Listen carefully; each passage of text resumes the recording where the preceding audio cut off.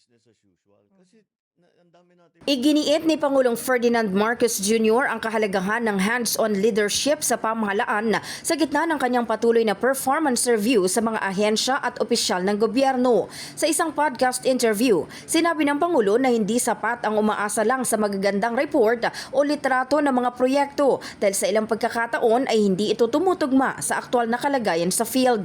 Ibinunyag pa ng Presidente na minsan na siyang nabola ng mga opisyal na nagbigay ng positibong ulat, ngunit kabaligtaran naman ang tunay na sitwasyon sa mga lugar na kanyang pinuntahan. Kaya't ito raw ang dahilan na ipinatutupad ngayon ng kanyang administrasyon ang mas estriktong pagmonitor sa mga proyekto, maliit man o malaki. At any level of government, it's very different to receive, makatanggap ka ng report na sasabihin, natapos namin yung project, ganito yung ginastos namin, may picture na maganda. Pero pag pinuntahan mo, iba. Iba talaga. So it's still important to go and see things for yourself. Because it's, of course you read all the reports, no? But that's not the iba-ibang accuracy rating ko minsan.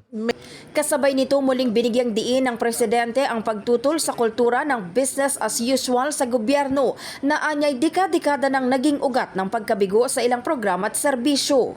Naging problema yan kasi business as usual tayo ng katagal-tagal. Ilang dekada tayong business as usual. Anong nangyari sa atin? Ngayon, mula ngayon, talagang we will be very, very, very conscientious of hitting our targets on time. And that's the important thing.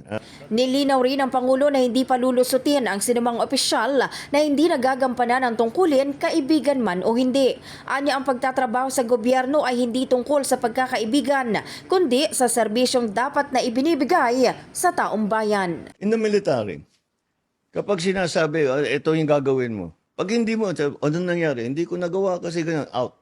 You're relieved. Next. And that's what we should do.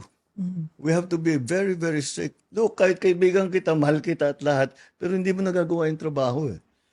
Hindi naman ito tungkol sa pagkakaibigan ng pagmamahal natin sa isa't isa kung hindi para sa serbisyo, para sa tao. In the heart of changing lives, ako si Brigada Maricar Saragan ng 105.1 Brigada News FM Manila, The Music and News Authority.